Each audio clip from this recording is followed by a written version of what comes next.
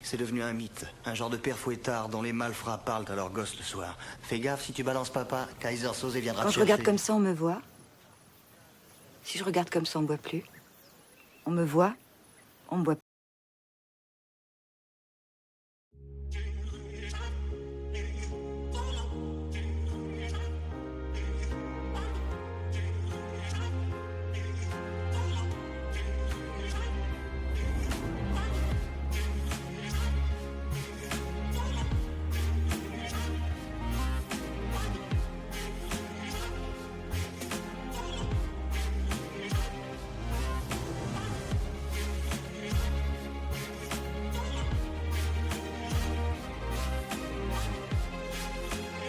Pour le grand écran, pour voir tous les films et pour rêver ensemble, on a tous une bonne raison d'aller au cinéma.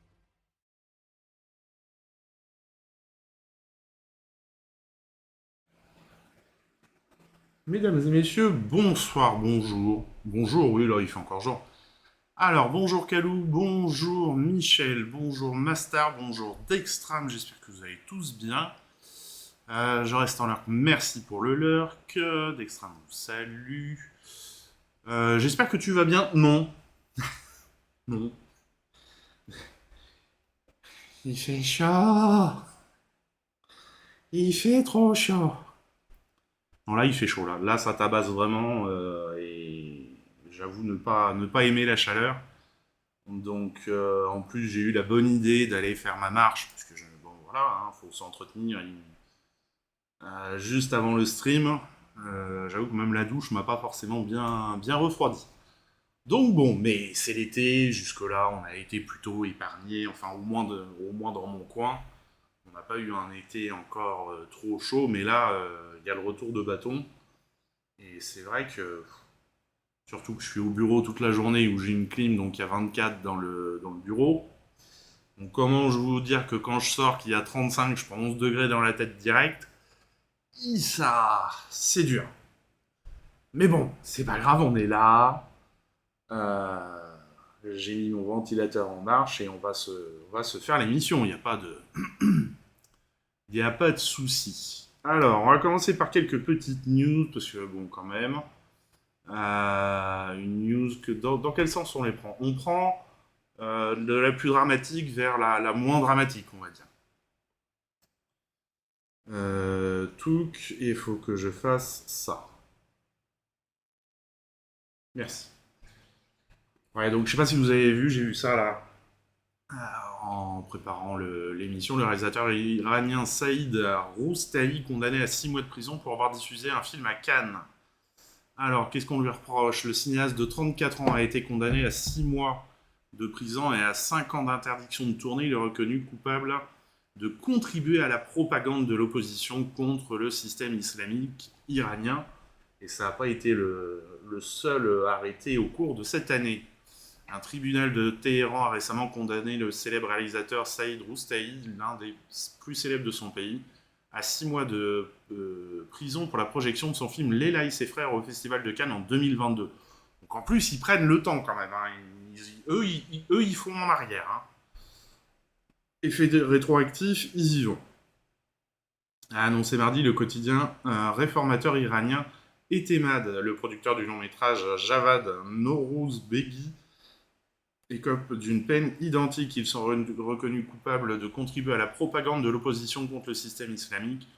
Le film est interdit en Iran depuis sa sortie l'an passé, car il a, selon les autorités, enfreint les règles en participant sans autorisation au Festival de Cannes et au Festival de Munich. Mais en même temps, si ils avaient demandé les autorisations, il y aurait eu censure, et ça n'aurait pas été le même film qui aurait été présenté, ou ça n'aurait pas du tout été présenté. 9 jours de prison. D'après Etemad, les deux hommes ne vont pas purger la totalité de leur peine, mais seulement un 20e, soit 9 jours environ. Mais même en soi, que ce soit qu'il la fasse entière ou pas, c'est pas normal. À l'heure actuelle, on ne sait pas si les deux hommes sont en prison. L'exécution de la totalité de la peine n'est pas adaptée à leur situation, explique le tribunal. Le reste sera suspendu pendant 5 ans. Donc pendant 5 ans, c'est suspendu, mais bon, si jamais tu fais un peu trop de bruit, on t'y remet, quoi. Le tribunal interdit Saïd Roustahi de tourner de nouveaux films. Pendant la période de suspension, les accusés sont tenus de s'abstenir d'activités liées aux crimes commis. Ils ne pourront pas non plus communiquer avec des personnes actives dans le domaine du cinéma. Le verdict peut être contesté devant la cour d'appel dans les 20 jours suivant sa notification, précise le média iranien. Alors je pense que dès qu'ils peuvent quitter le pays, c'est peut-être pas une mauvaise idée. Un film en compétition à Cannes sur près de 3 heures. Le film réalisé par Saïd Roustahi raconte l'histoire d'une famille frappée par la crise économique et terriblement endettée. Un règlement de compte familial sur fond de patriarcat et un portrait très acéré de l'Iran d'aujourd'hui. Et oui, c'est ça, résumé lors de sa sortie l'émission Le Masque et la Plume. En même temps, bon. Et c'est là qu'on voit quand même la liberté d'expression, que c'est pas mal, parce que nous, les réalisateurs peuvent faire des films qui tapent sur le régime actuel, ils sont pas mis en prison pour ça. Voilà, quand on dit la liberté d'expression, des fois on entend dire, bon, ça a ses limites, c'est pas toujours bien, voilà. Bon, la prison, c'est pas bien non plus. Hein, le réalisateur iranien s'est fait un nom depuis la sortie en 2019 de La Loi de Téhéran. Déjà là, bon, c'était bien... qui relate les trafics de drogue et sa répression dans la capitale iranienne. Leila et ses frères étaient en compétition pour la Palme d'Or au Festival de Cannes en 2022. Il avait même remporté le prix de la Fédération internationale des critiques de cinéma. Cette condamnation montre que les arrestations arbitraires d'artistes se poursuivent en Iran. L'actrice principale Taraneh Ali Dousti, très célèbre dans son pays, avait été arrêtée fin décembre 2022. Ils en avaient arrêté un paquet, ouais, en fin d'année, début d'année. Là, il y avait... entre les acteurs et les réalisateurs, ils en avaient arrêté une bonne vingtaine. La comédienne avait soutenu sur les réseaux sociaux le grand mouvement de contestation contre le pouvoir dans le pays suite à la mort de Mahsa Amini. Elle avait fini par être libérée sous caution. Jafar Panahi, l'un des grands cinéastes iraniens les plus primés, avait été emprisonné durant l'été 2022. Ah oui, tiens, je croyais que c'était plus tard que ça. Il avait entamé une grève de la faim pour protester contre les conditions de sa détention, puis avait été libéré. Voilà pour le premier article que j'ai mis de côté.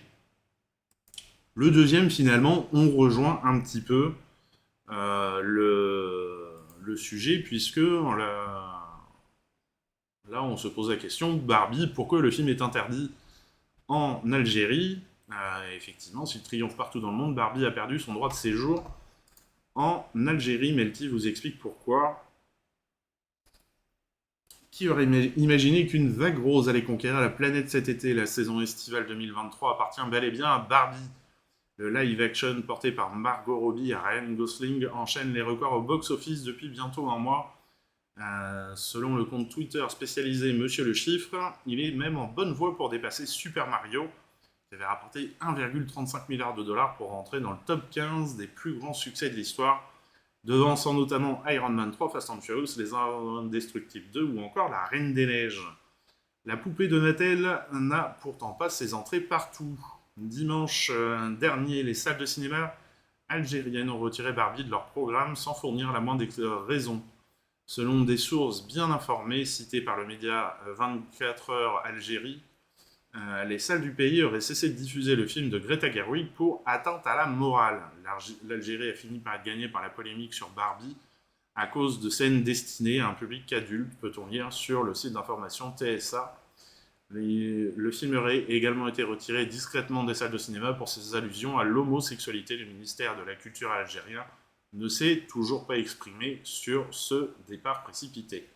Et il n'y a pas qu'en Algérie, on en avait déjà parlé, puisque il a été interdit au Koweït et ailleurs aussi. Hein, je regarde la fin de l'article. Oui, alors là, le Koweït carrément refuse tout bonnement de lui accorder son visa d'exploitation pour atteinte à la morale publique. Dans son sillage, le ministère de la Culture libanais lui a également fermé ses portes au prétexte que le film ferait la promotion de l'homosexualité. L'argumentaire ne manque pas de surprendre dans le pays le plus libéral de la région. Comme l'écrit têtu d'homosexualité, il n'est jamais question dans le blockbuster de l'été. Ce que l'actrice principale Margot Robbie a d'ailleurs justifié dans une interview à Attitude. Voilà. Liberté d'expression. Hein, quand vous entendez certains qui vous disent que on pourrait peut-être réfléchir à ce que... Bon, non, toujours pas. Et alors, quand même, enfin, on a les premières images du nouveau film de Hayao Miyazaki.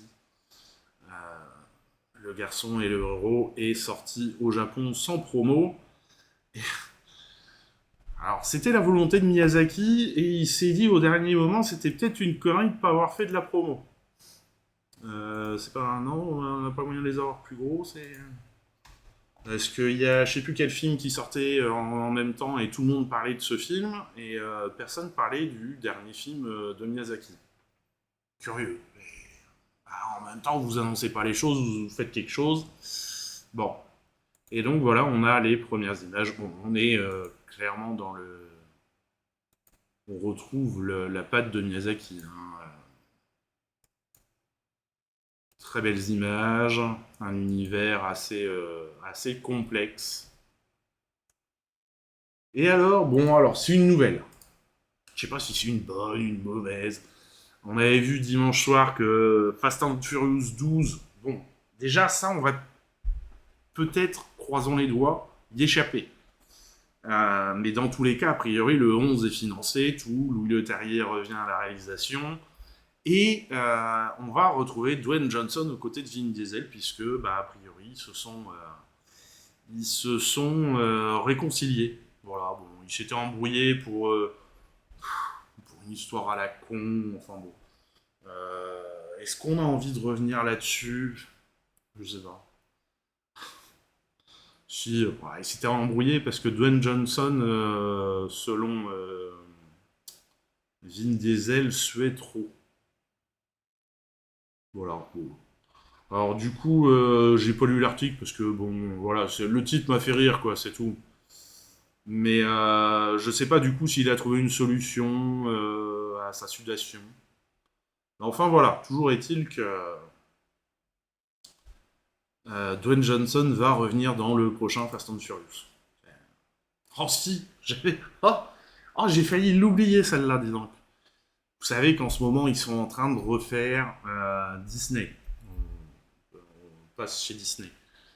Disney qui en ce moment au niveau des films c'est pas joyeux, hein. Ils ont annoncé alors c'est très drôle, Disney communique sur le prix de réalisation de ses films mais pas sur le coût sur la communication. Donc ils ont annoncé que le budget de Indiana Jones était de, je sais plus de tête, 300 millions de dollars, et le film n'a rapporté pour le moment que 100 millions. 200 millions. Donc, déjà, sur la réalisation, il y a un bug, ça marche pas. Ils sont en déficit, c'est pas le premier film sur lequel ils sont en déficit. Et en plus, on n'a pas le prix de la communication. Et vu le barouf qu'ils ont fait au moment de la sortie de Indiana Jones, il doit y avoir quelques millions de plus en com. Bon. Heureusement, pour cet été, ils ont Élémentaire, sorti par le grand retour de Pixar au cinéma. Tiens, d'ailleurs, il y a quelque chose qui est curieux. Alors, c'est vrai que ça fait une éternité qu'on n'avait pas eu de Pixar au cinéma, mais personne ne se rappelle qu'il y avait des courts-métrages avant les Pixar. Quand même. C'est quand même bien connu qu'il y a des courts-métrages devant les films Pixar. Un petit court-métrage qui a généralement rien à voir avec le film. Et donc, à toutes les séances, j'ai des gens qui sont sortis pour me dire « Excusez-moi, vous avez lancé le bon film ou ça... Parce que nous, vous voulez voir Élémentaire. » Bon, alors, sachez-le pour les prochaines fois, parce que bon, vu que c'est le seul film de l'été rentable pour Disney, je pense qu'ils vont continuer, ils vont recommencer à ressortir régulièrement les Pixar au cinéma. Il y a un court-métrage devant tous les films faits par Pixar. Voilà, c'est... Rappelez-vous. Et donc, c'est un sacré bordel chez Disney. Ils veulent adapter tous les dessins animés en film live action. Est-ce que c'est une bonne idée? Alors là, d'un côté... Alors bon, ce qu'il y a, c'est que c'est une bande-annonce américaine. Alors peut-être qu'en France, il sortira en salle, mais je me dis que s'ils le sortent directement sur Disney+, aux États-Unis, on a peut-être une chance de passer à côté chez nous. Et voilà. Déjà, vous allez voir rien que la vignette.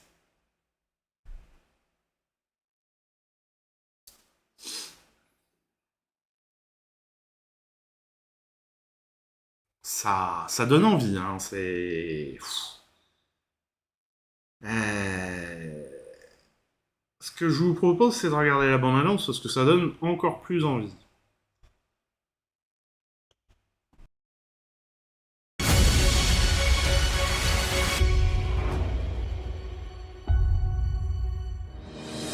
For generations, this peaceful island has been home to our family. But beyond our reef, a great danger is coming. Legend tells of a hero who will journey to find the demigod Maui. And together, they will save us all. Do you know who Maui is? Only the greatest demigod in all the Pacific Islands. With his magical fish hook, he slowed down the sun, pulled islands out of the sea, battled monsters. And I should know, because I'm Maui. Maui? Shapeshifter? Demigod of the wind and sea? I am Hero of men. What? It's actually Maui, shapeshifter, demigod of the wind and sea, hero of men. I interrupted from the top. Hero of men. Go.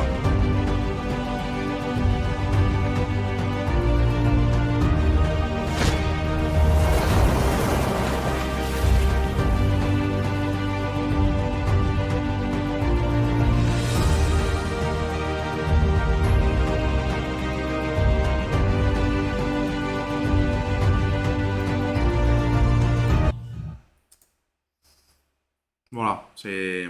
Alors, il y a des indices, hein. Quand dans une bande-annonce comme ça, on vous montre plus de paysages et d'animaux que de scènes avec les personnages et tout, il y a quelque chose qui va pas. Et, bon, je suis... peut-être... pas dire que je suis désolé, mais quand même. On en parle de cette scène. Il y a un problème sur les yeux, là. Qu'est-ce qu'ils ont foutu?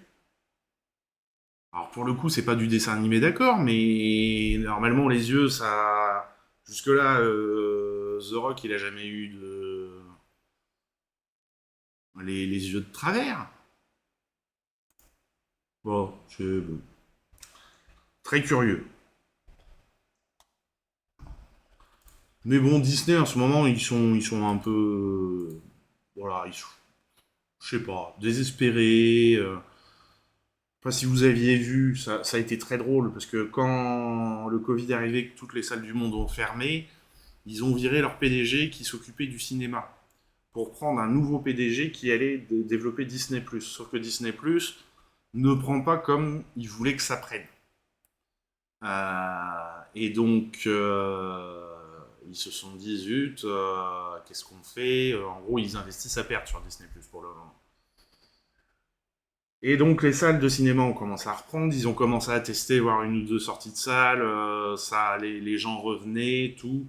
Ils se sont dit, bon, alors attends, parce que maintenant, ce qu'il y a, c'est qu'on a un PDG qui est spécialiste des films sur Internet, pas des salles, il ne connaît pas. Donc ils l'ont viré, ils ont rappelé l'ancien.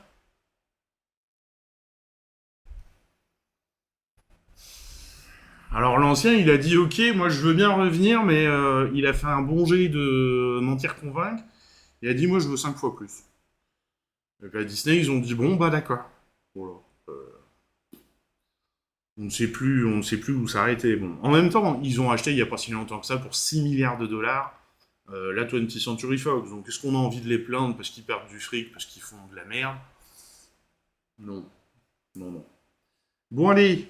On attaque, après ces petites digressions, les sorties de la semaine. Avec un premier film, Les As de la Jungle 2, Opération Tour du Monde, dont on regarde la bande-annonce. Bon, c'est la cata. Henri le Castor a recouvert la jungle d'une substance rose super dangereuse qui explose au contact de l'eau. Et c'est bientôt la saison des pluies. Toute la jungle risque d'être rasée. Qu'est-ce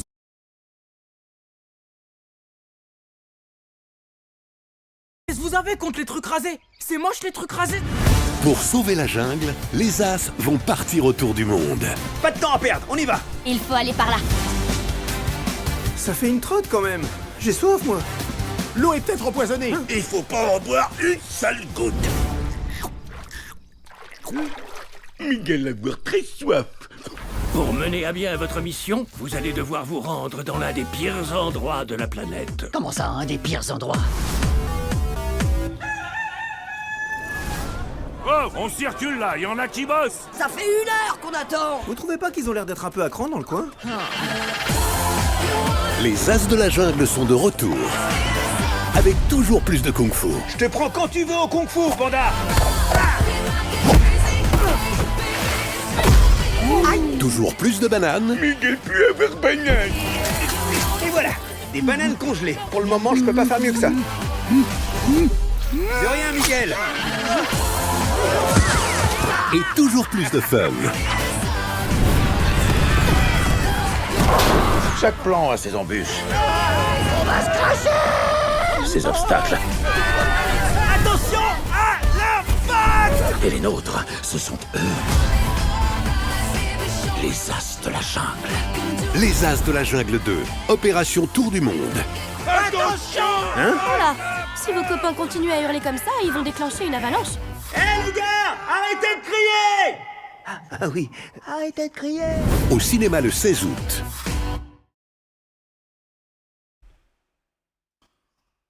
Voilà pour ce film des studios toulousains Tate Productions, que j'avais eu l'occasion de visiter il y a un moment, c'était au moment de la sortie du premier film d'ailleurs. Et très impressionnant la manière dont ils font ça. Et là j'ai vu, c'était sur la République des Pyrénées, ils ont le nom, ou Sud-Ouest, je sais plus, enfin bon. Ils ont fait une avant-première à Toulouse dans le grand stade, il y a un grand stade à Toulouse. Dans le grand stade, a priori, c'était blindé. Ils avaient mis l'écran au bout du stade et ils avaient fait des gradins là dans le stade. C'était les gens rentraient par là où rentrent les joueurs. C'était plutôt chouette. En plus, ils avaient ça fait un tunnel là où rentrent les joueurs, donc ils avaient fait un effet jungle et tout. Donc vraiment plutôt cool. Alors, qu'est-ce qu'on nous dit sur le film ? Les As de la jungle comptent une série animée de 3 saisons diffusée sur France Télévisions, un moyen-métrage de 55 minutes sorti en 2011, appelé Opération Banquise, un long-métrage sorti en 2017, Les As de la jungle. Putain, c'est si vieux que ça, 2017 ! Ce dernier a rassemblé plus de 700 000 spectateurs en France et a été le 4e film français, tout genre confondu, le plus vu à l'étranger en 2017.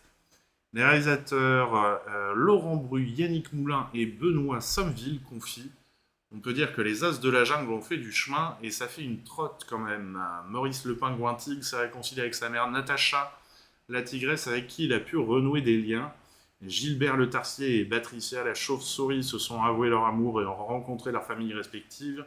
Miguel le gorille est toujours fidèle à lui-même et surtout à ses bananes. La famille s'est agrandie, recomposée et s'est soudée après des hauts et des bas. Ensemble, cette joyeuse bande a déjà affronté tous les dangers, tous vraiment, et bien non, il leur reste, comme aux spectateurs, bien des histoires trépidantes à vivre, car ces justiciers qui accompagnent Tad depuis plus de 10 ans sont une source inépuisable de comédie et d'aventure. Alors moi, j'avoue que le premier film, j'avais moyennement accroché, parce que c'est vrai que les formats 8 minutes, t'as du rythme, mais faire passer ça à 1h30, c'est pas toujours facile. Première suite pour le studio Tate, avec les As de la jungle, opération Tour du monde. C'est la première fois que Tate produit une suite à l'un de ses longs métrages. Les cinéastes précisent, après le succès du premier opus, la barre est haute, mais nous espérons sincèrement pouvoir la dépasser. Nous voulons faire un film qui pourra tout à fait être vu comme un stand-alone, et nous l'imaginons plus ambitieux que le premier. Nous souhaitons aller plus loin en termes de mise en scène, d'animation, de qualité visuelle et améliorer le rythme et la narration. Cette ambition n'est pas seulement la nôtre, à nos postes de réalisateurs, mais aussi celle de toutes les équipes du studio qui démontrent à chaque projet un degré de motivation plus grand pour sortir un film toujours plus réussi que le précédent. Ce second volet introduit de nouveaux personnages, en particulier Camélia, une tatou aventurière agile et casse-cou, dont Maurice, le leader des As, tombe amoureux. Ce rapprochement ne se fait pas sans son lot de quiproquos, car on découvre un grand guerrier tigre, bien maladroit face à l'amour. Les réalisateurs expliquent, mais le nouveau couple aura droit à son happy end épique, dont les spectateurs se souviendront. On rencontrera également Albert, le père de Camélia, un vieux scientifique un peu ahuri, Henri, le grand méchant de l'histoire, accompagné de ses deux sbires, Yuri et Sergueï. Tous nos personnages habituels auront aussi droit à leur intrigue secondaire. Le duo de crapauds, Al et Bob, se sont mis en tête de prouver qu'ils étaient de vrais as de la jungle, pas seulement les gardiens du repère, des justiciers, et leur quête de reconnaissance ponctue l'histoire de situations cocasses. Quant à Miguel, privé de banane pendant tout le périple, il fera la découverte gustative la plus importante de sa vie, le camembert. Une grande comédie d'aventure. Laurent Bru, Yannick Moulin et Benoît Sommeville ont voulu concevoir une grande comédie d'aventure présentant des grands défis techniques avec de nombreuses séquences d'action et des scènes de foule. Nos héros vont devoir échapper à une avalanche, traverser la Terre par son centre ou mener un combat épique face à une armée de castors en plein cœur d'une gigantesque usine d'assemblage. Toutes ces péripéties sont également une vraie aubaine pour agrémenter le film de référence. De clin d'œil à destination des plus grands, des parents biberonnés aux aventuriers de l'âge perdu, à Point Break ou à la saga des films Jackie Chan. Il y a aussi un petit clin d'œil à Kung Fu Panda, non ? À un moment donné. Réalisation à 6 mains. Les producteurs David Allo et Jean-François Tosti ont souhaité mettre en place, à partir des As de la Jungle 2, une co-réalisation pour chaque nouveau film du studio TAT. Dans le cas présent, notre réalisation à 6 mains présente de nombreux atouts. Nous ne sommes pas les auteurs du scénario, et nous avons donc 3 regards neufs et une approche objective du projet. Malgré cela, l'univers des As est très familier car nous le côtoyons depuis plusieurs années, Benoît en tant qu'animateur et storyboarder sur les 2 premières saisons de la série, puis réalisateur sur la saison 3, Laurent en tant que superviseur du storyboard sur la saison 2 et le premier long métrage, puis réalisateur sur la saison 3, Yannick comme superviseur éclairage et rendu sur les 2 premières saisons et le premier long métrage. Voilà donc pour les As de la jungle, qui a fait un démarrage plutôt timide. Je regardais un peu les entrées là des grosses villes. Démarrage, ouais, timide. Allez, film suivant qui lui a l'air de conquérir par contre au moins Paris. Parce qu'on n'a pas encore eu les chiffres de toutes les villes, enfin de toutes les matinées. Mais le film a clairement pris le devant des entrées à Paris. Un reality dont on regarde la bande-annonce.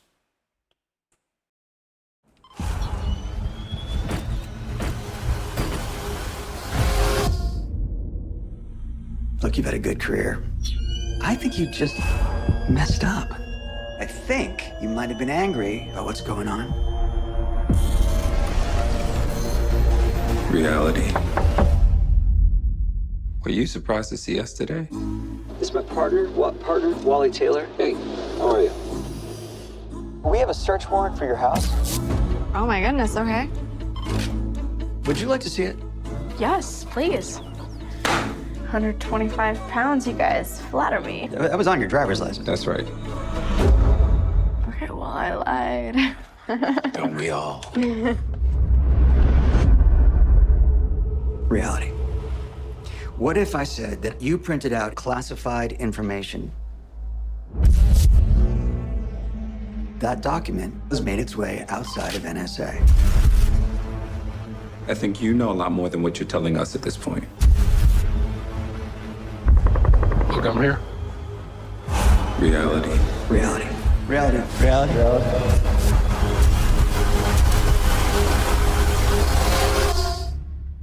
Was there something that just pushed you over the edge on this?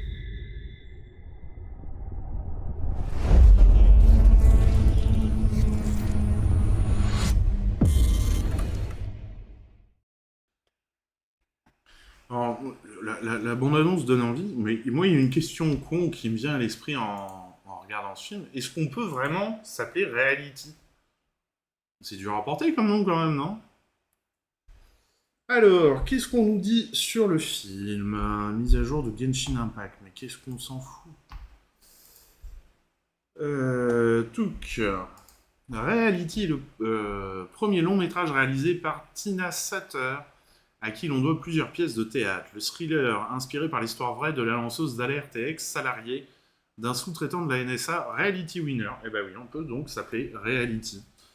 Ça doit quand même pas être un nom évident à porter. Parce que même en anglais, Reality, c'est réalité, quoi. En plus, le nom de famille, Winner. Ouais, je suis pas sûr que... Est aussi l'adaptation d'une pièce que la cinéaste avait mise en scène à Broadway, Is This a Room, en 2021. On y retrouve d'ailleurs les mêmes bégaiements, quinte de tout, malaise dans les échanges et moments censurés que dans le procès-verbal découvert par Tina Satter en 2017.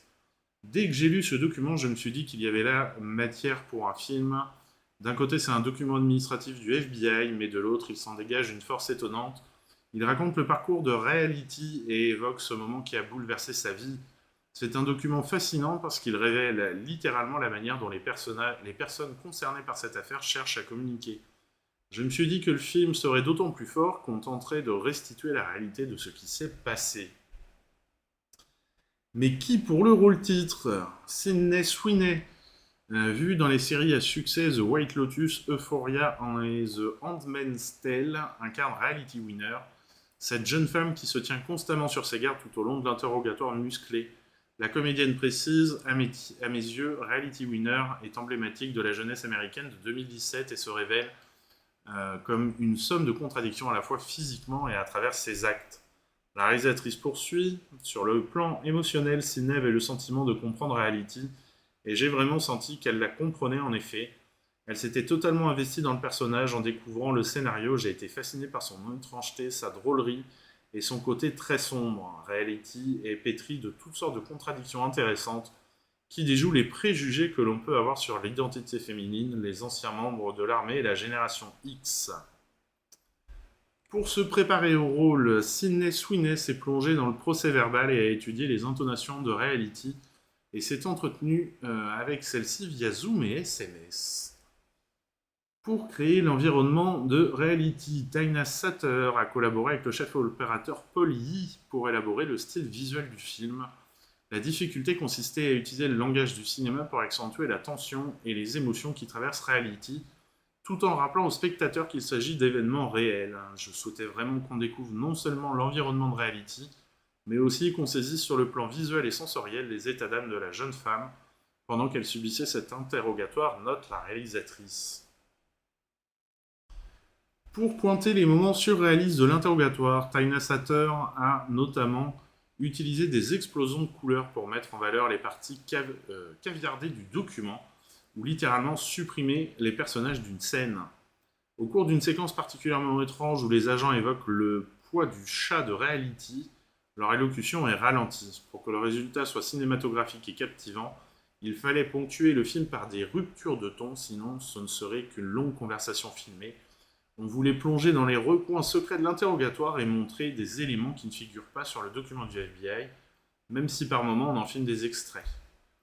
Ah ouais, ils ont été jusqu'à discuter du poids du chat pour voir si elle s'en était pas servie pour... Oh là là là là là là.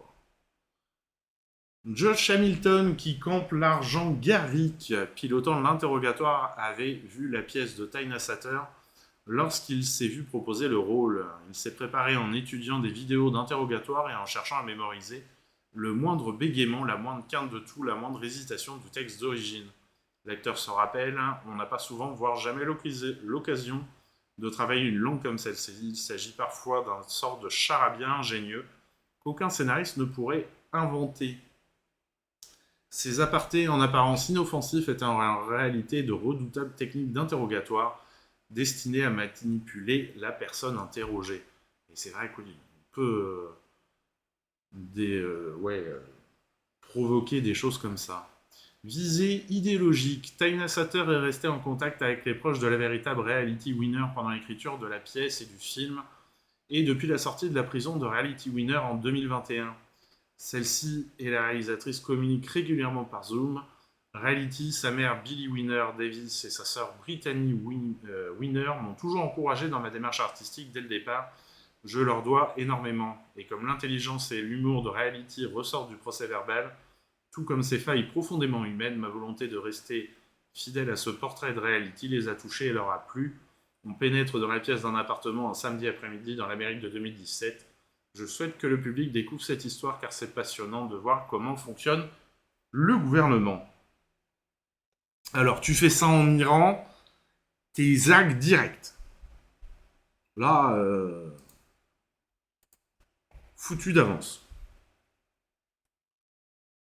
Allez, film suivant. J'ai rajouté des boutons sur mon Steam Deck. Je cherche mes boutons maintenant. Là.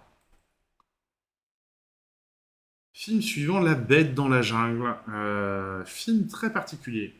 Moi, j'ai beaucoup aimé l'ambiance du film. C'est un film d'ambiance. Mais je pense que si on n'arrive pas à rentrer dans cette ambiance, ça doit pas être évident comme film. Allez, on regarde la bande-annonce.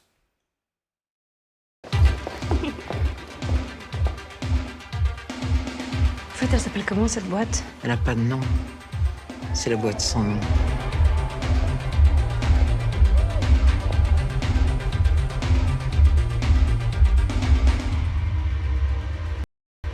C'est étrange de se retrouver là, non?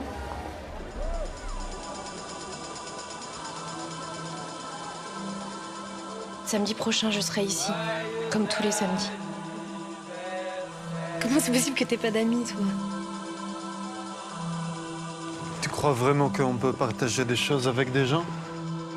On partage quelque chose, nous, non?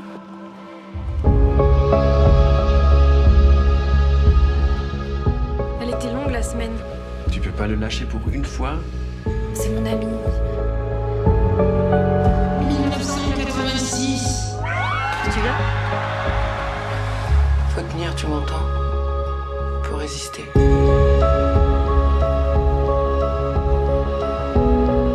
J'ai besoin de toi. Viens, ce sera comme un voyage. Une vraie aventure.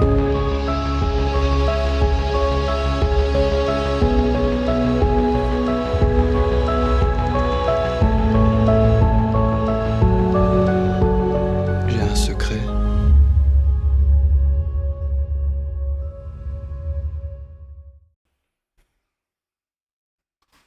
Et pendant tout le film, quasiment, on est en boîte de nuit.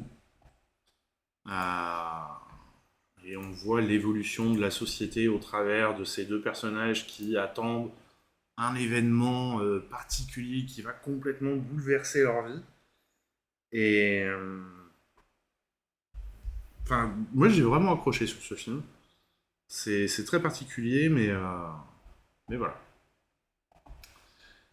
D'après Henry James, le film adapte le court roman d'Henry James, La Bête dans la jungle, paru pour la première fois dans le recueil The Better Sort en 1903. Il raconte l'histoire d'un homme qui attend un événement extraordinaire qui changera toute sa vie. Il demande à une femme de l'attendre avec lui jusqu'à une issue tragique.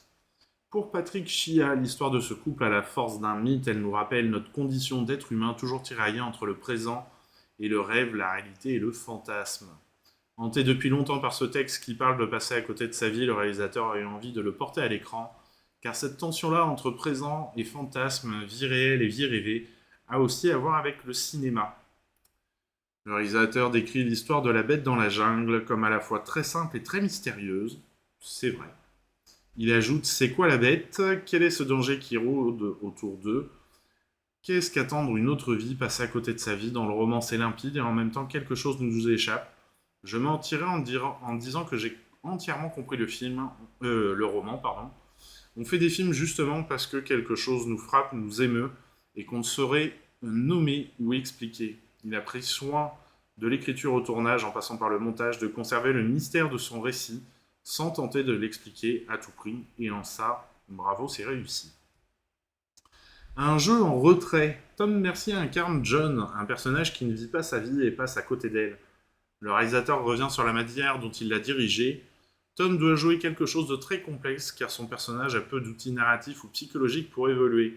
Il est vraiment à l'arrêt. On travaillait beaucoup en répétition sur comment se tenir, s'affaler, s'asseoir avec en tête l'idée qu'il est presque un pantin et pas tout à fait solide.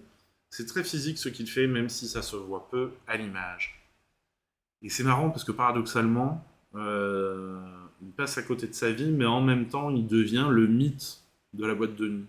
C'est un surjeu. À l'inverse de son partenaire de jeu, Anaïs de Moustier incarne un personnage très expressif, mais est exaltée et joyeuse. Patrick Chia explique « Anaïs et moi avons cherché du côté de l'hypersensibilité, de l'hyperémotivité et du surjeu. En boîte de nuit, toute émotion est amplifiée, la vie est une fiction.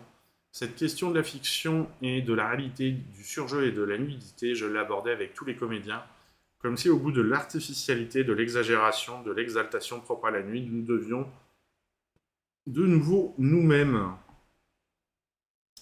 Patrick Chia a écrit le personnage de la physionomiste pour Béatrice Dalle qu'il avait dirigé dans son premier long-métrage Domaine, sorti en 2010. Il voulait retravailler avec l'actrice. Sa présence à la fois si concrète et si détachée ou flottante me bouleverse toujours. Et c'est vrai qu'en plus là, elle a un rôle assez... Bon, le physionomiste, oui, elle dit toi tu rentres pas, toi tu... si tu sors, tu rentres pas, c'est... Voilà. Mais elle fait ça, c'est fait d'une manière, elle a toujours une espèce de capuche, elle est toujours dans l'ombre, c'est... Elle est bien Béatrice Dalle, là, dans ce rôle. Le film transpose le roman d'Henry James dans une boîte de nuit. C'est lorsqu'il a eu cette idée de décor que le réalisateur s'est plongé dans l'adaptation de La Bête dans la jungle. Ce décor quasi unique fait du film une sorte de documentaire sur une boîte de nuit de 1979 à 2004. La boîte de nuit est à la fois l'espace euphorique du présent permanent de l'éternelle jeunesse et l'espace mélancolique du temps infini.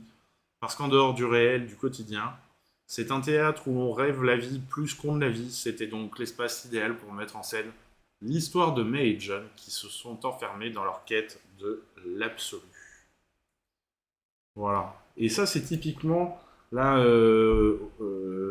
non, c'était la semaine dernière, il y avait Les avantages de voyager en train qui sortaient.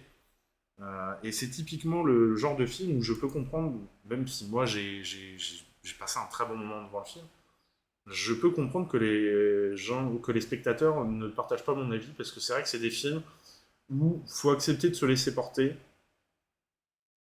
et il faut accepter un peu d'absurde, un peu de... C'est plus une expérience que vraiment un film avec un début, un milieu, une fin. Et donc, si on rentre pas dans l'ambiance, bah c'est râpé. On passe à côté du film. Allez, film suivant, Fermez les yeux, de Victor Hérissé, qui avait été présenté au Festival de Cannes dans la sélection Cannes Première. On regarde la bande-annonce. Max, arranca. Se llamaba Julio Arenas y era actor. Uno de los más admirados y queridos del cine español. Desapareció de la noche a la mañana, un día de hace 22 años, cuando estaba rodando una película. Sigue. Me alegra muchísimo que haya aceptado participar en el programa. Nos costó Dios y ayuda a encontrarle, hasta que supimos que ya no vivía en Madrid. Yo escribí el papel pensando en Julio. Nunca hemos hablado tú y yo de lo que pasó. Leí que en el último viaje que hizo en coche alguien le vio y que iba acompañado. Me quedé sin mi mejor amigo, pero también sin película. Algunos pensaron que a Julio le dio un pronto, una especie de ataque. Desaparecer. La idea de cambiar de identidad, de rehacer la vida en otro sitio.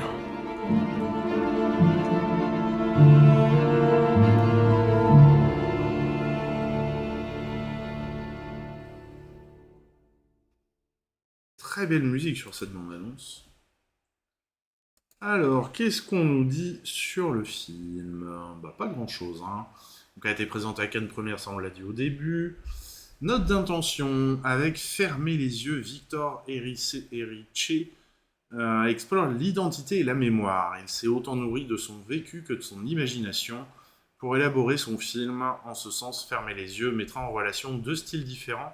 Celui du cinéma classique avec son canon illusionniste, tant dans les atmosphères que les personnages, et un autre chargé de réel, celui du cinéma moderne, ou en d'autres termes, deux types de récits, l'un qui raconte la vie moins comme elle était que comme elle devrait être, et l'autre à la dérive, contemporain, sans mémoire ni avenir certain. En plus de 50 ans de carrière, Victor Erice, qui est un cinéaste rare, n'a réalisé que 4 longs métrages: L'Esprit de la ruche, Le Sud, Le songe de la lumière et Fermer les yeux.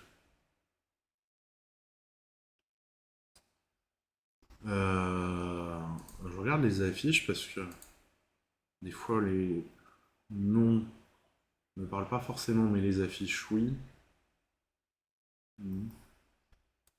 L'Esprit de la ruche, ça me dit quelque chose. Ah oui, effectivement, il était magnifique ce film. Putain, 2016 déjà. Mais quel enfer. Et Le songe de la lumière, je crois pas l'avoir vu. J'ai dû voir... Ah bah oui, date de sortie inconnue, donc il n'est pas sorti en France. Mais j'ai dû voir son premier film, mais pas les autres, à ce réalisateur.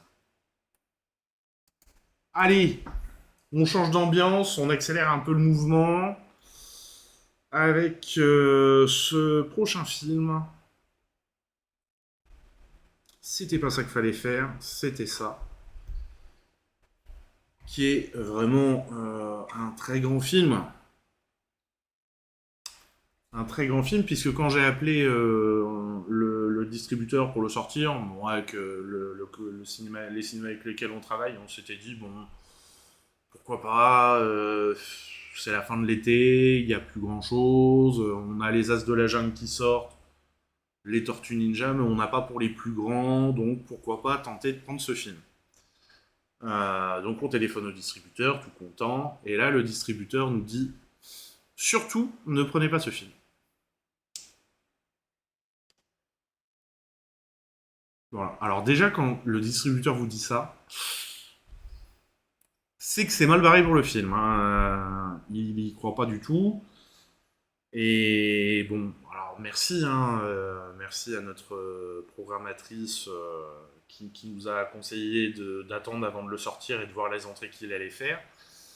On va attendre, on va voir. Et effectivement, les entrées de la matinée sont pas bonnes du tout. J'ai pas osé regarder les critiques, on va les regarder après. Mais en attendant, on regarde la bande-annonce.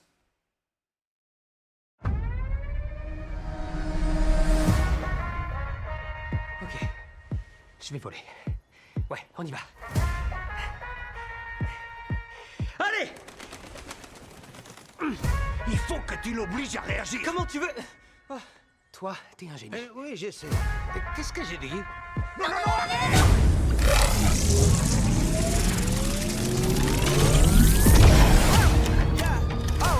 Et tu savais ce qui allait arriver à mon frère quand tu lui as refourgué ton bidule de destruction massive? On l'appelle le scarabée. Je m'attendais pas du tout à ce qu'il s'active. Il doit d'abord vous choisir. Et il faut faire quoi pour qu'il ne veuille plus de moi?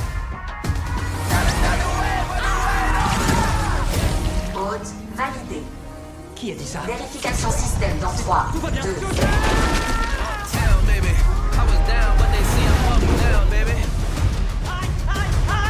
en état de panique. En état de panique? Tu m'as kidnappé! Menace en approche. Protection de l'hôte activée.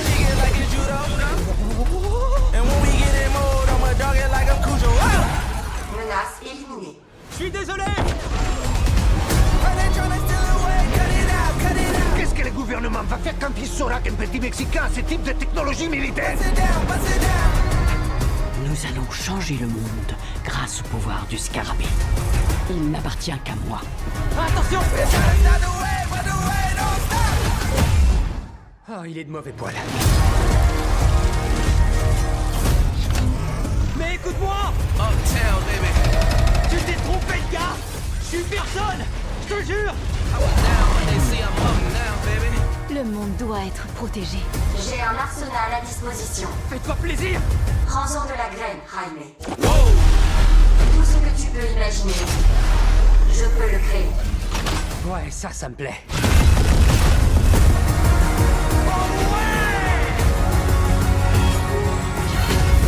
L'amour que tu portes à ta famille te rend faible. Tu as tort. Ma famille, c'est ça qui fait ma force. Oh non, c'est toujours aussi dégueu. Visez la famille. Pardon pour le retard. Jaime? Tu es un super-héros, cabron! Y'all take shots, y'all aim up. Wow! Tu es Blue Beetle! Je vais avoir besoin de ton arsenal. J'ai cru que tu ne demanderais jamais. Ah ouais!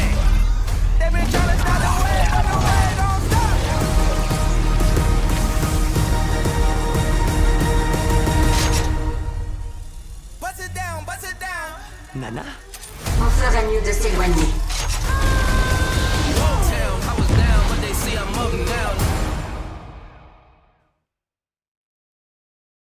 Bah, c'est ce qu'on s'était dit, que c'était marrant, ça faisait un bon film pour les adolescents, tu vois, sur la fin de l'été.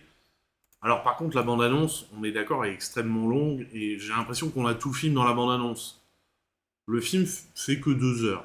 C'est pas non plus, on n'est pas sur des durées excessives, mais on a l'impression d'avoir tout le scénario dans la bande-annonce. Ça, par contre, je suis assez d'accord.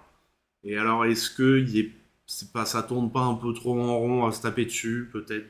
Enfin bon, voilà, du coup, je sais pas, puisqu'on le sort pas. On le sortira peut-être plus tard, je sais pas, on verra. Mais voilà, du coup, bon. Je pense que la bande-annonce durerait 2 fois moins, ce serait pas plus mal. Allez, qu'est-ce qu'on nous dit sur le film? Toute première fois, Blue Beetle est la toute première adaptation pour le grand écran des aventures de ce super-héros issu de l'univers DC. Ce personnage a fait son apparition dans le premier numéro de Mystery Men Comics en 1939, sous les traits de l'archéologue Dan Garrett. Et moi j'aimais bien aussi le fait que pour une fois, c'est pas un blanc. C'est un petit Mexicain, tu vois, ça change au moins. Celui-ci a découvert un scarabée magique à l'occasion de fouilles en Égypte. Par la suite, Blue Beetle a été réinventé par Steve Ditko, sous la forme du brillant inventeur Ted Kord, qu'on a vu pour la première fois dans le numéro 83, soyons précis, de Captain Atom en 1966. Au fil du temps, Blue Beetle a encore évolué pour venir Jaime Reyes, faisant son apparition dans le numéro 3 de Infinity Crisis en 2006. Jaime, créé par Keith Griffin, non, il n'y a pas de R, Giffen, pardon. John Rogers et Cully Hamner étaient désormais un étudiant entouré d'une famille américo-mexicaine très unie vivant à El Paso, au Texas. Le film prend la liberté d'imaginer un nouveau port d'attache pour Jaime et sa famille, Palmera City, une agglomération à l'image de Metropolis, ville de Superman, et de Central City, ville de Flash. Le scénariste Gareth Dennett Alcocer a transposé le récit des origines du héros dans un film américain en prix de culture latino. Quant aux scènes d'action, le réalisateur Randrell Manuel Soto et son équipe se sont inspirés des acrobaties de Blue Beetle dans le jeu vidéo Injustice 2. Que des choses que je connais pas tout ça. Esprit de famille. Contrairement à bon nombre de films de super-héros, le protagoniste ne cherche pas à cacher à tout prix sa double identité à son entourage. La métamorphose du héros se produit devant ses proches. Du coup, Garrett me disait toujours « Bon courage pour tenter de cacher un secret à ta mère dans une famille latino, car les mères savent toujours tout. » On a tenu compte, si bien qu'on a imaginé une histoire totalement singulière où la famille fait partie intégrante de l'aventure, et n'est pas seulement un groupe de personnages secondaires qui doivent être sauvés, mais sont au contraire constitutifs de l'identité du super-héros. Héros malgré lui, comme beaucoup de super-héros, le producteur John Rickard souligne que Jaime Reyes devient un super-héros malgré lui. Sa famille et lui tentent dans un premier temps de se débarrasser de ses pouvoirs. Ils tentent de se débarrasser du scarabée, mais la combinaison s'anime et il l'embarque dans une aventure. C'est donc un héros malgré lui, pendant l'essentiel de l'histoire, jusqu'à ce qu'il comprenne qu'il doit accepter son sort au lieu de chercher à s'y soustraire. Il prend conscience qu'il doit endosser le rôle du super-héros pour protéger sa famille et sa communauté. Cette évolution du doute à la confiance en soi et à la prise de responsabilité est galvanisante et trouvera un fort écho chez beaucoup de gens dans le monde.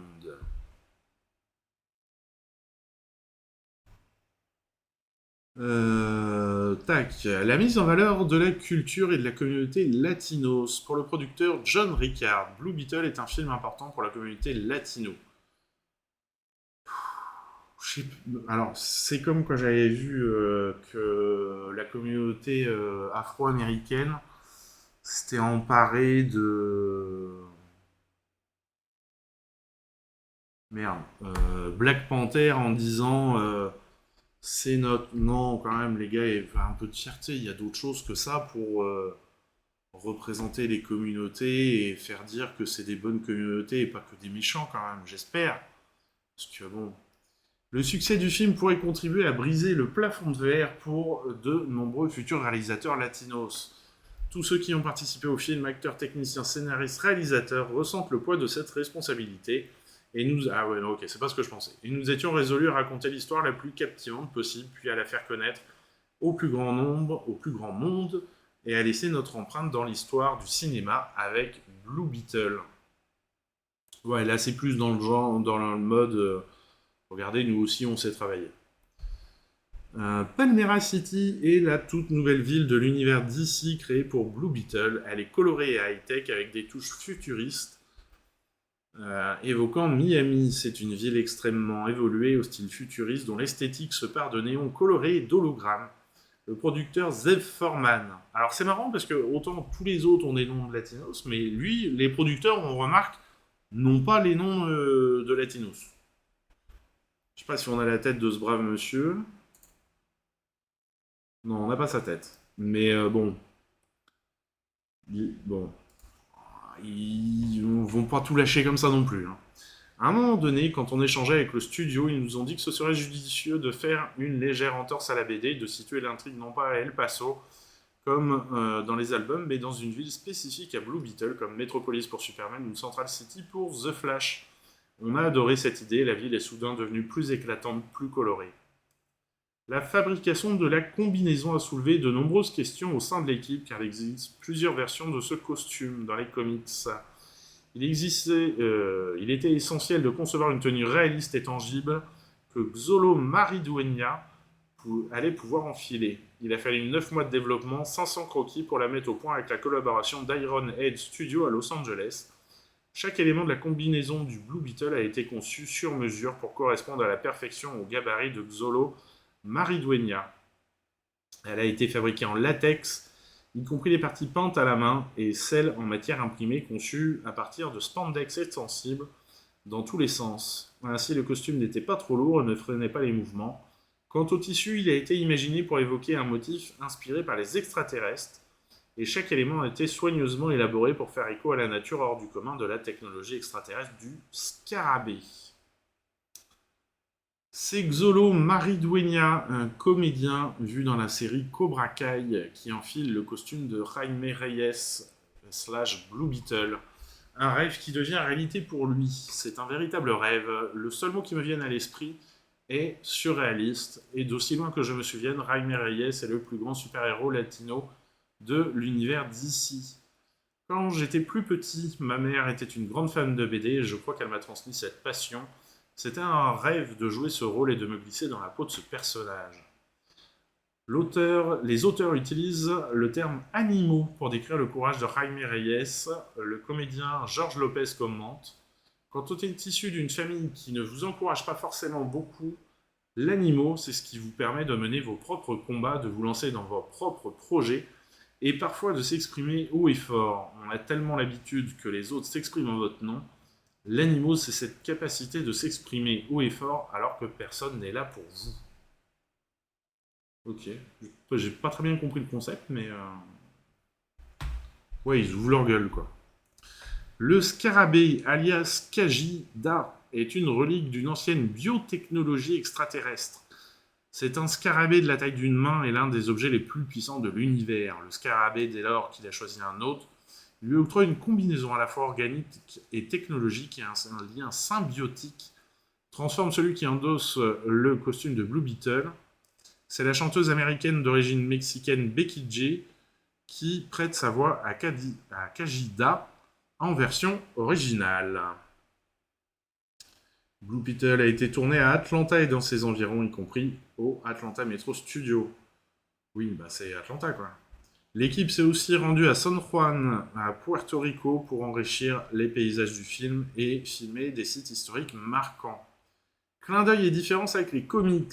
Les personnages de l'oncle Rudy et Jenny Cord ont été créés spécialement pour le film. Victoria Cord est une réinterprétation de Jevis Cord dans les BD. La chanson préférée de Rudy est Walk Like an Egyptian des Bangles. Un panneau de la rue d'Edge Keys est un clin d'œil à El Paso ou Eni Jaime. On trouve des gants de boxe et des livres dans le repère du Scarabée, véritable clin d'œil à Ted Cord et à son passé de boxeur.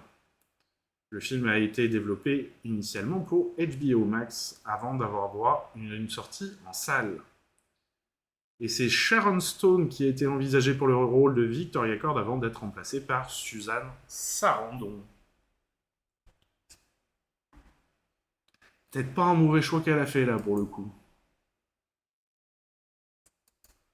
Allez, on change d'ambiance, on change de continent, on revient en Italie avec ce film Seconde Jeunesse que j'ai hâte de découvrir puisque j'avais aimé les deux premiers films, là, Le Déjeuner du 15 août et il y avait un deuxième film, je sais plus lequel, mais du coup j'avais beaucoup aimé en plus, l'acteur principal est vraiment génial. Seconde Jeunesse dont on regarde la bande-annonce. Io non le voglio mettere fretta, però il suo contratto sta per scadere. Non me lo dice così all'improvviso. Pronto, Franca? Astolfo, sei tu? Tutto bene? Ti ricordi che io avevo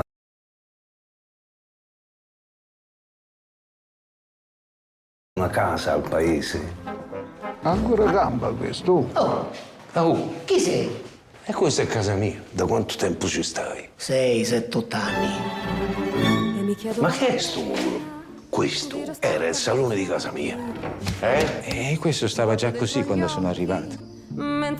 A casa sua si sono raccolti i peggiori sbandati del paese. Sono tutte occupate le stanze? No, anzi. Insomma, chi ci vive in questa casa? Allora io, lui, e loro vanno, vengono, insomma. Sì. Ho conosciuto una signora. Ti piace? Beh sì, che mi piace. E allora? E oggi le ho fatto il messaggino e lei mi ha risposto. E mi perdo nei tuoi baci. No, ma chi era quello? Un amico. Come il sole d'estate. Io che cosa le potrei offrire? Io sono vecchio. Noi non siamo vecchi, noi siamo leoni. Come stai? Oggi sono proprio felice. Astolfo! Sei tu che mi baci.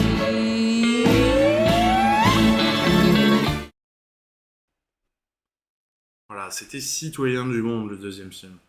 Et dans les trois, puisque ça on va considérer comme étant le troisième, on retrouve toujours cette bande d'acteurs là qui se connaissent depuis très longtemps et qui sont des très bons acteurs italiens.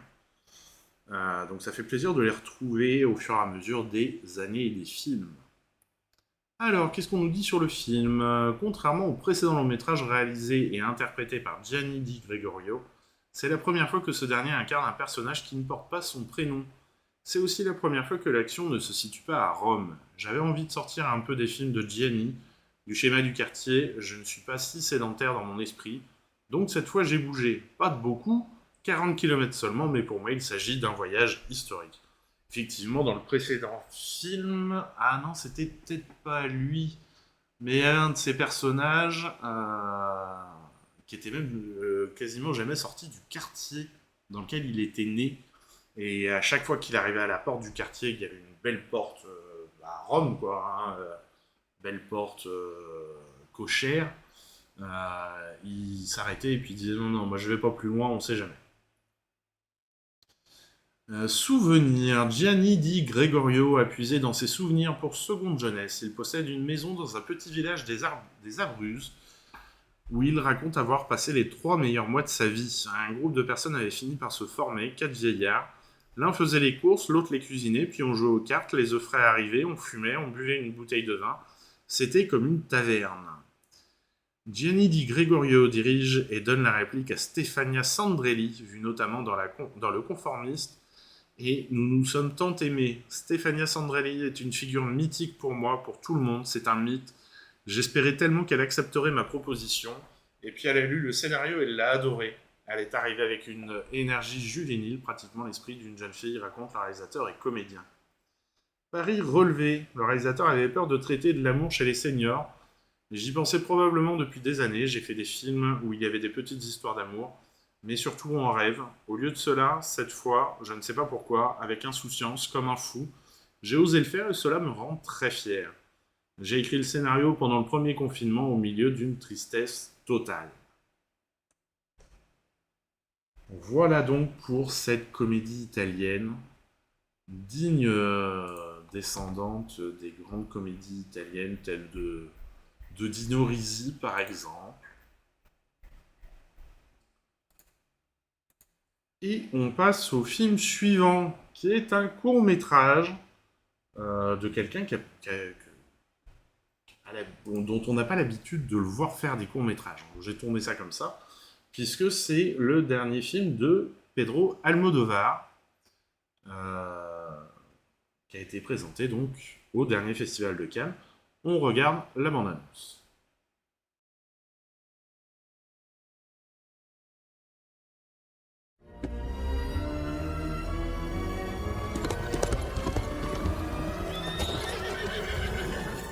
She was a whore, Father.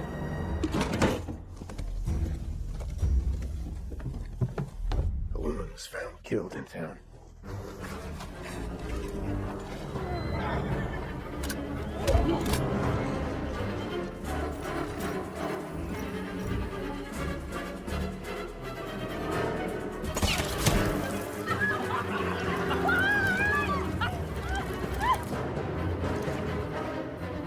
Get up, Joe! What are you doing? You never loved me. You never loved anyone in your life. Don't say that. Years ago, you asked me what two men could do living together on a ranch. I'll answer you now.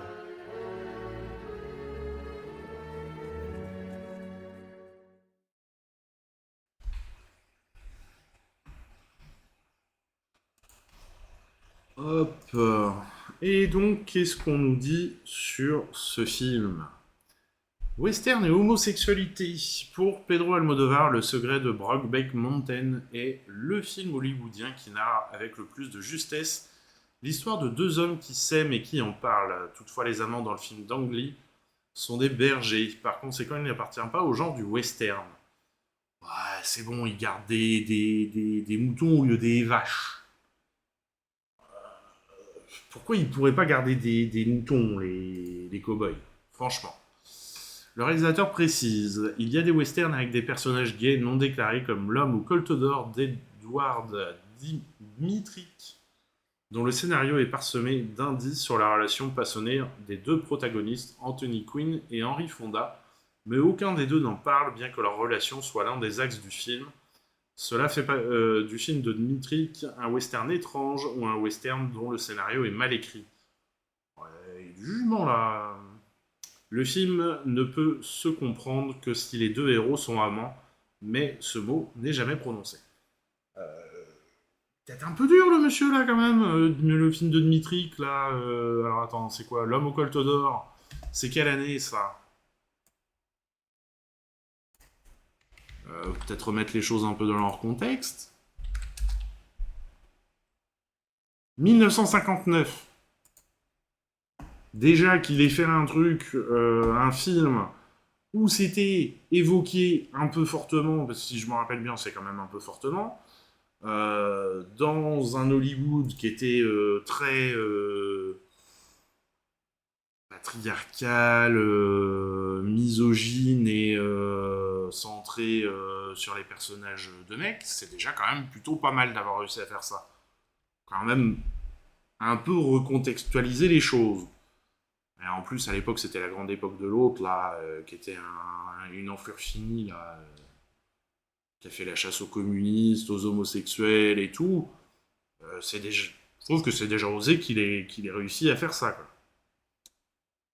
Alors, lieu de tournage. L'une des principales difficultés de tournage a été de composer avec les températures de l'été le plus chaud de notre histoire. Pedro Almodóvar a tourné dans un village construit dans la province d'Almeria, qui a servi de décor à la mythique trilogie des dollars de Sergio Leone avec Clint Eastwood.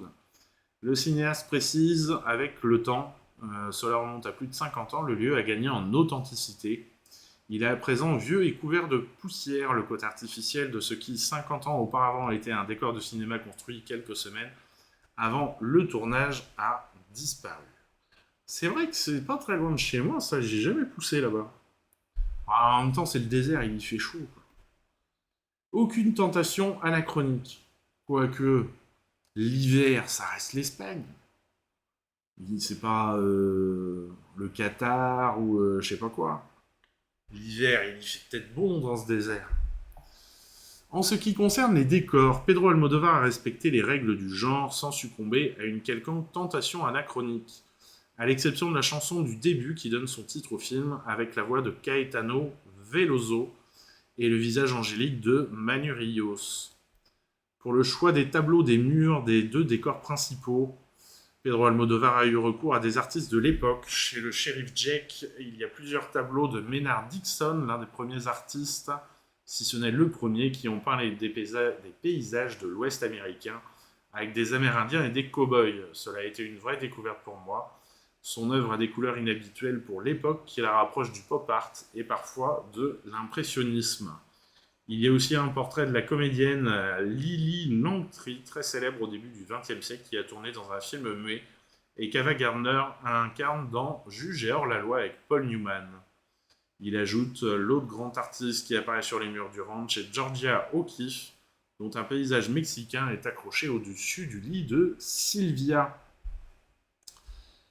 Pour représenter au mieux cette époque, le film se déroule en 1910. Pedro Almodóvar et son équipe se sont inspirés de la façon dont le cinéma habillait les personnages des westerns se déroulant entre 1900 et 1915. Il précise « Si quelqu'un s'étonne de voir Pedro Pascal avec un blouson vert, je lui conseille de voir Les Affameurs d'Anthony Mann où James Stewart porte un blouson identique vert. » Et j'ai beaucoup de respect pour Anthony Mann et James Stewart. Nous nous sommes aussi inspirés de Veracruz de Robert Aldrich, pour l'ensemble que porte Joe, le fils assassin de Silva. De Silva. Il est inspiré de Burt Lancaster, tout en noir.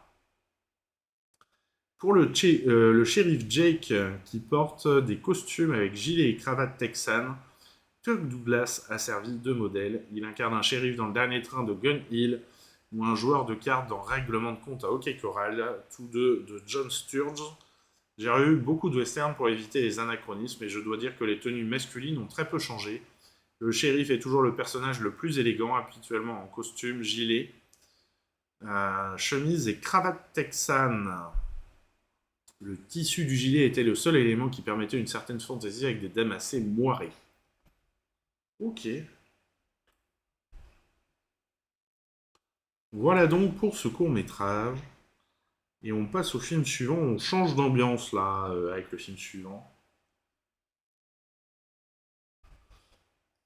Quand les vagues se retirent. Alors, je vais vous avouer quelque chose sur ce film. C'est que je l'ai vu. Et que je m'en rappelle pas. Parce qu'il est... Je sais pas, il m'a pas marqué, quoi. Vraiment, là, il m'a pas marqué. Et quand j'ai préparé l'émission cet après-midi, je me suis dit, tiens, c'est marrant. Quand les vagues se retirent, la photo me disait quelque chose, mais guère plus, quoi. Et c'est en voyant la bande-annonce où je me suis dit, ah ouais, tiens, c'est vrai, mais alors, putain, de quoi ça cause déjà? Voilà. J'ai zappé le film, là. J'avoue, ça m'arrive pas souvent, hein. Mais il m'a pas laissé un souvenir mémorable. On regarde la bande-annonce.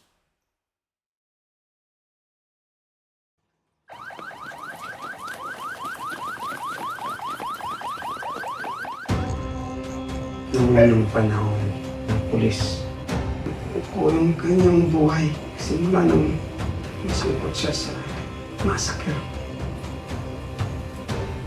Ang pangalan niya ay Sargento Supremo Makabantay. Noong unang panahon, may isang pulis. Nagsimula siyang imbestigahan ng mga kaso. Sergeant Supremo Makabantay.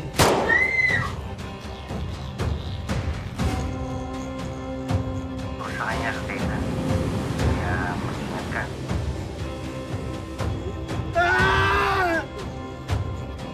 Kumukonekta na nga eh.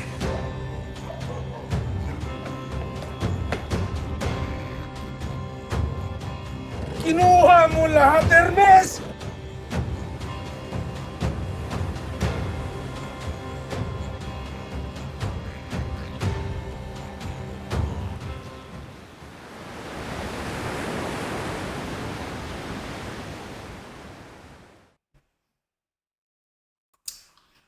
Voilà, voilà. Alors, qu'est-ce qu'on nous dit sur le film? Ben, dis donc, on nous en dit quand même un peu. Genre varié. Après les comédies musicales avec La Saison du Diable et la science-fiction avec Halt, Lav Diaz livre à présent une œuvre qui appartient à l'univers du film noir, du polar. Le réalisateur confie « Je me considère comme un raconteur d'histoire, comme un chroniqueur, voire un simple témoin. Ma démarche d'écriture s'apparente à celle d'un romancier ou d'un poète. J'aime la grande narration, les dialogues qui ressemblent à des discours, les personnages très fouillés. Ce goût transparaît très nettement dans mon travail. Pour choisir le chemin formel d'un film, je me laisse guider par une forme de fluidité. Quand les vagues se retirent, appartient bel et bien au genre du polar politique. Les archétypes du film noir et du thriller y sont réunis. Le personnage d'Hermès Paporan, enquêteur complexe et torturé. Un système corrompu en toile de fond, le thème de la colère divine de la nature. Lorsque je m'attaque à un genre, je l'utilise comme un outil. Le désir de me tourner vers tel ou tel outil me vient naturellement, je ne m'impose rien. Cela dit, il est vrai que j'ai une connaissance approfondie et assez exhaustive de tous les genres littéraires et cinématographiques, c'est précieux. Référence. Les vieux films noirs et les western spaghetti ont eu une énorme influence sur la façon dont Lav Diaz a conçu Quand les vagues se retirent, mais il n'existe pas de tradition du polar à proprement parler dans le cinéma philippin. Je ne vois aucun film philippin qui puisse relever de cette catégorie. Quand même. Ce qui se fait beaucoup, ce sont des parodies de films hollywoodiens iconiques comme James Bond par exemple. Quand même. Si, on en a eu des films philippins qui étaient des thrillers.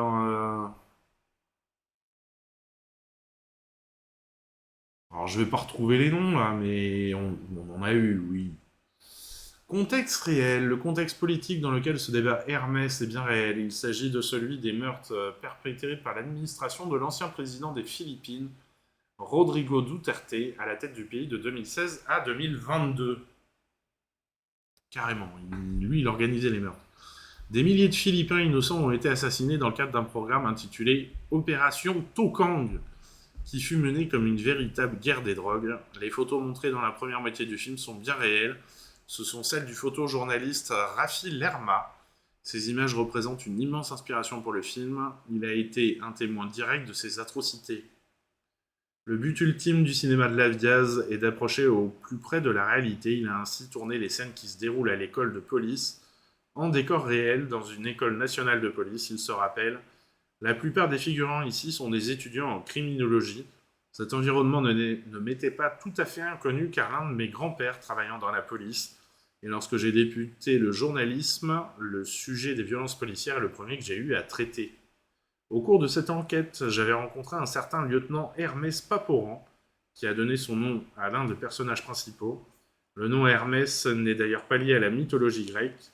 Paporan et Makabantay sont des noms malais. Les colons espagnols ont tenté de tous les éradiquer. Certains ont survécu, à l'image de ces deux-là.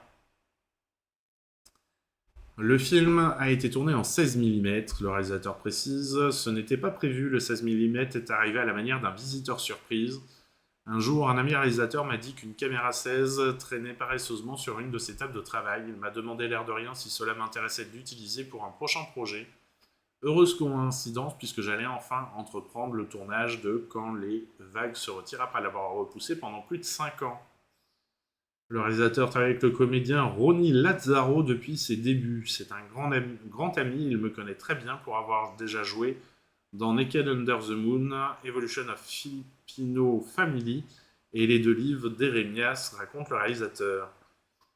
En janvier 2020, le volcan Tal, au sud de Manille, est entré en éruption. Le réalisateur a voulu filmer sans tarder les zones dévastées, mais cet élan a été interrompu en mars par le confinement. En novembre 2020, alors que le Covid faisait rage, je suis parti en repérage à Sorsogon, dans la région Bicol, au sud de l'île de Luçon. Durant 2 mois, je me suis promené seul le long des rivages, des ravins, dans la montagne, sous la pluie et le long des fleuves. J'ai vécu avec des routiers, des tueurs solitaires, des poètes, des danseurs de Zumba et des prostituées. La dernière semaine de décembre, j'ai engagé un batelier pour me conduire sur l'île de Coatandouanes, pas de Danès, située non loin au nord, mais il a plu énormément jusqu'au premier jour de 2021. Je n'avais jamais vu autant de pluie. L'employé de l'auberge de fortune où je logeais voyait déjà le déluge arriver. Le batelier, pris de peur, refusait de me conduire jusqu'à l'île. Sentant mon désespoir, l'aubergiste m'a demandé ce que je cherchais. Des vagues, de grosses vagues, lui ai-je dit. Il m'a indiqué un lieu à 30 minutes de là. J'ai alpagué un vieux chauffeur de tuk-tuk pour m'y conduire. C'était ça, je me suis jeté dans les vagues comme un enfant. Voilà. Pour ce film, Quand les vagues se retirent. Tiens, j'ai dit qu'on regardait les premières critiques de Blue Beetle, puis j'ai oublié. Ah bah il n'y a même pas de critique presse. La presse s'est pas déplacée encore. C'est pas bon, hein. Ça, c'est pas une bonne nouvelle. Pour l'avis du film. Alors, film suivant, qui est le premier film du réalisateur qui a eu la Palme d'Or, pas la Palme d'Or, Les Herbes Sèches, dont l'actrice a été récompensée du meilleur rôle, on va dire. On regarde la bande-annonce.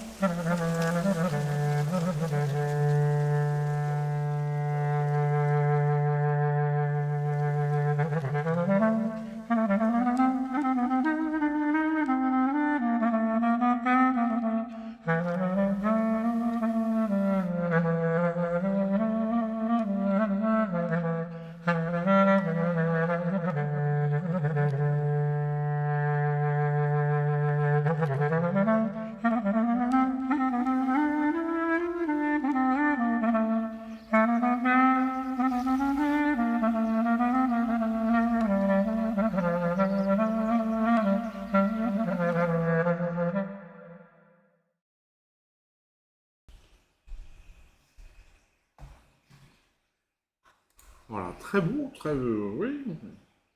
Alors on rappelle quand même le réalisateur et l'actrice qui sont embêtés. L'actrice à cause du discours qu'elle a fait à Cannes, liberté d'expression, et le réalisateur pour son film parce que ça dénonce aussi certaines choses en Turquie, et voilà. Bon. Alors, qu'est-ce qu'on nous dit sur le film? Premier long métrage de Nuri Bilge Ceylan, primé au Festival d'Angers en 1999. Kasaba est adapté d'une histoire écrite par Emin Ceylan, sœur du cinéaste, elle-même inspirée par leur enfance commune. Le cinéaste fit appel à son entourage proche pour interpréter la quasi-totalité des rôles principaux et tourna en équipe réduite au film des saisons. Pour conserver une touche à l'ancienne, Nuri Bilge Ceylan opta pour un traitement en noir et blanc qu'il utilisait déjà pour son travail de photographe. Grand admirateur de Tchekhov, dont les dialogues de Kasaba sont imprégnés, Le cinéaste reconnaît regarder le monde à travers le filtre de cette littérature et s'attacher à raconter l'ordinaire des gens ordinaires. Je veux simplement raconter des histoires à partir des choses que je ressens le mieux. Je mêle mes observations, mes propres expériences, mes lectures. Tout s'assemble comme dans un collage, explique le cinéaste turc. Et alors, combien de temps il dure ce film ? 1h24, et en plus il a une durée très raisonnable. Et on arrive déjà au dernier film qui sort cette semaine. Malheureusement, pas de film indien cette semaine. Je suis le premier déçu, parce que j'aime bien vous montrer ces bandes annonces, où il n'y a pas forcément les sous-titres, mais bon, est-ce qu'on en a besoin ? On comprend l'ambiance générale. Voilà. Donc, dernier film de cette semaine, Abdeligno, dont on regarde la bande-annonce. ولدي عبد الله ولا مجنون بالبرازيل ياكل ماكلة البرازيل ويغني غنى البرازيل ويلبس لبس البرازيل سيدنا الشيخ انا راه عارفه هادشي كله حرام بونجي يا عبد اللينيو انا عزيزه عليا ماريا بونجي يا مي امور ايش يا ماريا كنحماق على ماريا ما كايناش شي وحده اخرى من غير ماريا مع الشيطان اللي بحال على الصباح ضارب الخبز والقرقوب قول لي يا وليدي اش من نمره عجباتك في هذا نمره زاهر ماريا كاينه ماريا امي اخترتي العباد والدتك هذه شيم المسلم الصالح الله اغفر له وارحمه ¿Qué hay? Você está me ouvindo? Meu Deus. Maria. Gostaria tanto de te abraçar. Preciso de você. كيف كتهضر؟ ما كنهضر مع حتى شي واحد شنو بغيتي؟ راني صابك الطاجين اللي كيعجبك حيت انت اللي عزيز عليا في ولادي. امي قولي شنو بغيتي عندك غير ولد واحد. Estou sufocando aqui. عليكم أن تتبعوني إذا أردتم العودة إلى الرب. صنبع.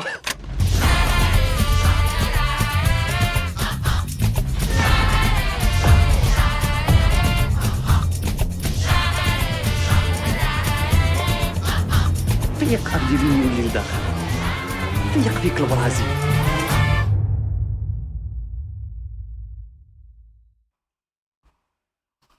Voilà, on finit donc avec ce film qui traite de sujets graves quand même, mais de manière assez légère. Et ça, c'est agréable aussi de ne pas tomber toujours dans des... de pas être toujours dans le drame. Enfin oui, si on est dans le drame, mais traité de manière légère. Enfin bon, vous avez compris. Pourquoi le Brésil ? Le personnage d'Abdeligno a besoin de rêver. Il vit dans une société conservatrice, supporte un travail pénible, une mère envahissante qui veut le marier à tout prix. Pour s'évader, le Brésil devient le véhicule de son imagination. Le metteur en scène Hicham Ayouch confie un Brésil fantasmé. Oui, parce que bon, pas sûr que le Brésil, ouais, société conservatrice, travail pénible, mais ouais, ça peut se trouver partout finalement ça. Fantasmé qui représente à la fois la samba, la danse, la libération du corps et une forme de sensualité en filigrane. Il tombe amoureux de ce pays, ou du moins de la représentation qu'il s'en fait, mais surtout il tombe amoureux de cette héroïne de telenovela, avec laquelle il développe une relation fantasmée. Pour ce jeune homme habitant une petite ville du Maroc, le Brésil incarne la liberté, la joie, la danse, le corps, symbolisant ainsi une forme de transgression. Abdeligno représente cette jeunesse marocaine ouverte sur le monde et créative, en opposition à une frange plus conservatrice de la société. Un film un peu à part, Abdeligno est un film qui se situe un peu à part, tendant vers le burlesque, le naïf, l'absurde, le surréalisme. Un exemple de cet aspect surréaliste, c'est le café des hitistes. Hicham Ayouch précise, hitiste est un terme argotique en arabe algérien signifiant les gens collés au mur. Métaphoriquement, cela exprime que si ces gens se décollent du mur, le mur s'effondre. À travers ce café, j'ai voulu aborder le désespoir de ces jeunes, de cette génération sacrifiée, mais avec humour. Pour moi, Abdeligno est un film transgenre, un objet filmique non identifié qui est difficile à classer, mais qui se définit principalement par la poésie qui s'en dégage.